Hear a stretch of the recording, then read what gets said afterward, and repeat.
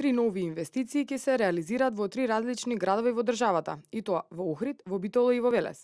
Овие компании, како што на својот Facebook профил објави лидерот на ВМРО ДПМН Никола Груевски, ќе отворат нови 2500 работни места. Според директорот на дирекцијата за зони Виктор Мизо, независно од политичката криза во земјата, сепак инвестиции во Македонија се реализираат. Тој потенцира дека не само што доаѓаат нови инвеститори, туку има и реинвестирање од постоечки компании.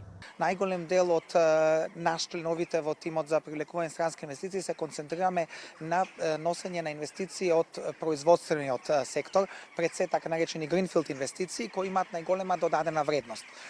Фазата и кога дел од тие инвестиции влегуваат во државата зависи од целиот процес на градба и реализација на инвестициите, но сепак ние се трудиме што поголем број на инвестиции да дојдат каде што ќе креираат квалитетни работни места, додека вредноста на самите инвестиции зависи нормално од циклусот и од видот на инвестиција која секоја компанија ќе ја направи.